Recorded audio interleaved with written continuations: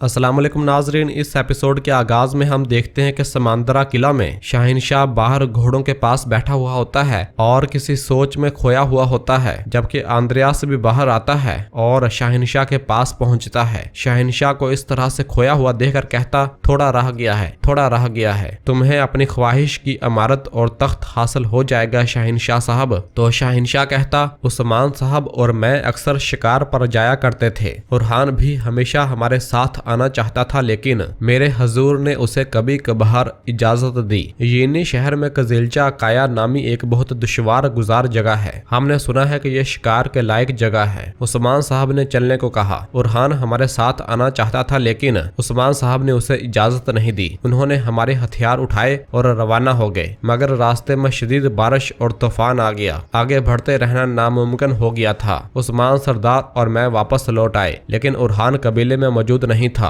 तो आंद्रियास पूछता, वो कहाँ था? शाहिनशाह कहता, शाम के वक्त वो कजीलचा काया में शिकार किए हुए जानवर के साथ वापस आया। इस पर आंद्रियास पूछता, तो फिर? शाहिनशाह कहता, बुरहान साहब को मामूली मत समझना। तो आंद्रियास कहता है, शाहिनशाह साहब, बुरहान एक शिकार है और हम शिकारी हैं, सब ठीक हो जाएगा, फिक्र मत करो। इस दौरान बुलंदी पर से मौजूद सिपाही बुलंद आवाज से कहता है, दरवाजे खोलो, डस्पीना एक लाश लेकर आ रही है। यह सुनते साथ ही शाहिनशाह अपने दिल पर हाथ रख लेता है, जैसे उसके दिल में दर्द हुआ हो, और किले का दरवाजा खोल दिया जाता है। जबकि उधर समुद्र में से जब कश्ती आगे बढ़ रही होती है, तो बुरहान साहब स्पोर्चा से कहते, हम जमलक के करीब पहुंच चुके हैं, अब अलग होने का वक्त आ गया है। तो स्पोर्चा कहती, अपना ख्याल रखना बुरहान, बहुत मोहतात रहना। तो बुरहान साहब कहते, तुम पहले ऐसी नहीं थी। स्पोर्चा कहती, मैं वाकई ऐसी नहीं थी, और तुम्हारे साथ रहकर मैं स्पोर्चा के उस रूप को जान रही हूँ जिससे कभी वाकिफ नहीं थी। तो बुरहान साहब कहते, मैं भी उस स्पोर्चा को खूब जानता हूँ।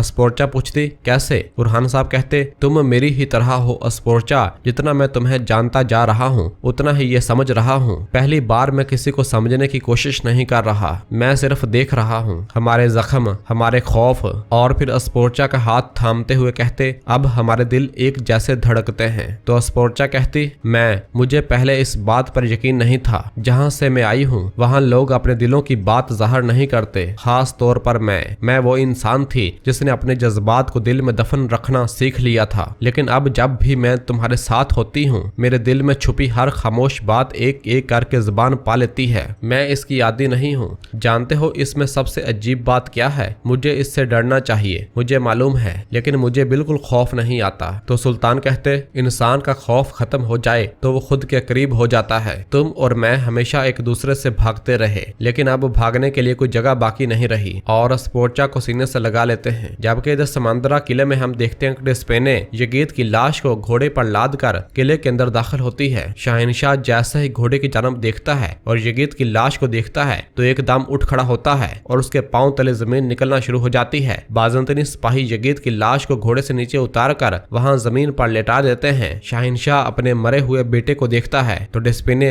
आंद्रियास को बताती है कि ये बुरहान का किया धरा है। शाहिनशाह यगीद के पास बैठते हुए कहता, मेरा बेटा, नहीं नहीं, ऐसा नहीं हो सकता, नहीं, दोबारा नहीं। और उसके रंग उड़ रहे होते हैं और उसके अल्फाज उसकी जुबान का साथ नहीं दे रहे होते। जिस्म कांप रहा होता है और कह रहा होता है, नहीं, मेरे बेटे को कुछ नहीं हुआ, नहीं, मेरे बेटे को कुछ नहीं हुआ। और फिर आंद्रियास डेस्पिने से पूछता, और डेफने? तो डेस्पिने कहती, मुझे कुछ मालूम नहीं। तो आंद्रियास कहता, हम बुरहान से इसकी भारी कीमत वसूल करेंगे। जबकि दूसरी जानब समुद्र में से आगे बढ़ते हुए कश्ती पर सवार फातिमा के पास एवरनोस आता है और उसके पास आकर कहता, फातिमा? तो फातिमा एवरनोस को कौन ही दे मारती है और कहती, क्या उन्होंने तुम्हें इसी तरह मारा था? एवरनोस कहता, उन्होंने मुझे तुम्हारी आंखों के सामने अजियत दी थी, क्या वो काफी नहीं था कि अभी भी तुम्हारे दिल की आग नहीं बुझी? फातिमा कहती, अभी नहीं एवरनोस। एवरनोस कहता, ऐसा मत करो फातिमा, मैं तुम्हें बता चुका हूँ कि मैं अपना माजी पीछे छोड़ आया हूँ। इस पर फातिमा कोई जवाब नहीं देती और ना ही उसकी जानब देखती है। तो एवरनोस कहता, मैं इस नजर को जानता हूँ, ये नजर जो कहती है दुनिया भाड़ में जाए और मैं बस थक चुकी हूँ। दुरुस्त कहा ना फातिमा? फातिमा कहती, हम तकरीबन जल कर राख हो गए थे, याद है ना? एवरनोस कहता, हाँ याद है, लेकिन तुम मेरे साथ थी, इसलिए मुझे जल जाने की भी परवाह नहीं थी। तो फातिमा कहती, मैं उस आग में तुम्हें भी जला सकती थी, लेकिन छोड़ो। तो एवरनोस थोड़ा मुस्कुराता है और कहता है, मैं जानता हूँ कि तुम मुझसे नाराज क्यों हो। फातिमा पूछती, क्यों भला? एवरनोस कहता, मुझे नहीं मालूम क्या वजह थी। फातिमा कहती, देखो एवरनोस, खबरदार, खबरदार कुछ मत कहना, खबरदार। एवरनोस कहता, मैंने तुम्हें बताया था कि मैंने अपना माजी पीछे छोड़ दिया है। देखो मेरी दुनिया और आखिरत अब तुम ही हो, मेरी प्यारी फातिमा, मेरे गुलाब जैसी चेहरे वाली। चलो अब मुझे माफ कर दो। तो फातिमा कहती मैं सोचूंगी। एवरेनोस कहता जल्दी सोचो, हम पहुंचने वाले हैं, वक्त आ रहा है। तो फातिमा कहती तो फिर बगैर किसी जख्म के आना, वरना मैं माफ नहीं करूंगी। तो एवरेनोस खुश होते हुए कहता ठीक है। जबकि दूसरी जानब जंगल में हम देखते हैं कि शहंशाह अपने बेटे यगीद की कब्र खोद रहा होता है और कब्र से मिट्टी बाहर निकाल कर फेंक रहा होता है। जब कब्र खोद ली जाती है तो शहंशाह कहता नहीं हो सकता, ऐसा नहीं हो सकता,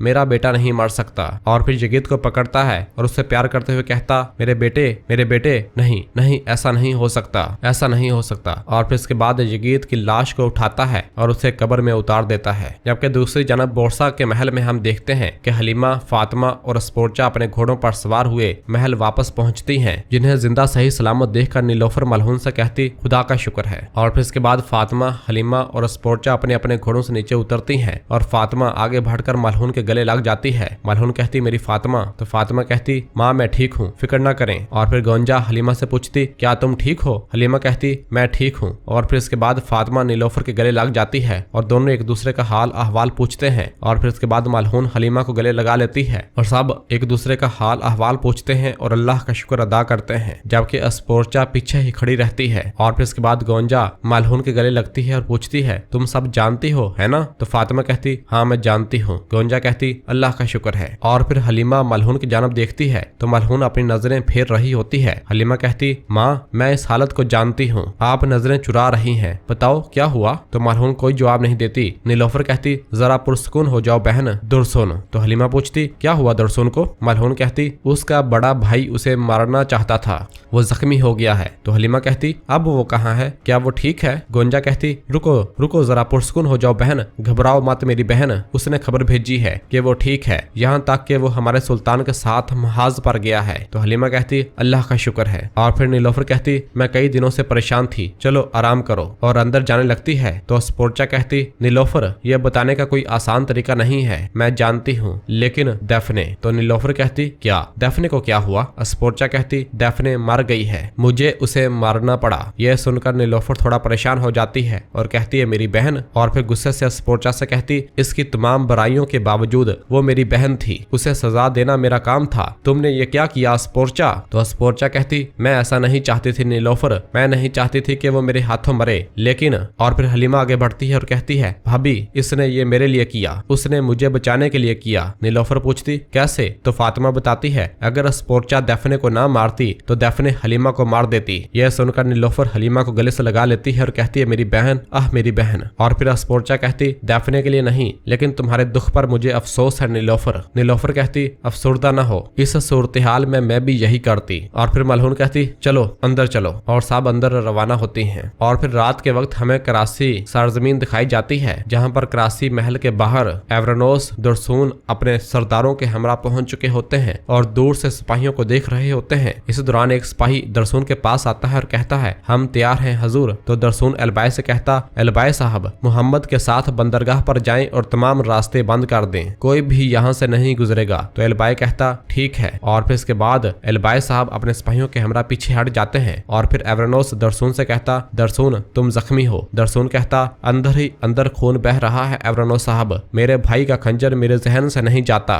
एवरेनोस कहता ठीक है, वक्त आ गया है, चलो बिस्मिल्लाह। और वहां से दूसरी जानब बढ़ते हैं। और नाजरीन इसी जगह पर एपिसोड खत्म करते हैं। मिलते हैं बहुत जल्द अगली एपिसोड के साथ। वीडियो को लाइक कर दें और जिन दोस्तों ने अभी तक चैनल सब्सक्राइब नहीं किया वो जल्दी से चैनल सब्सक्राइब कर दें और बेल आइकन यानी घंटी वाले निशान को भी प्रेस कर दें ताकि आने वाले एपिसोड्स आपको आसानी मिल सके। दुआओं में याद रखें। अल्लाह हाफिज।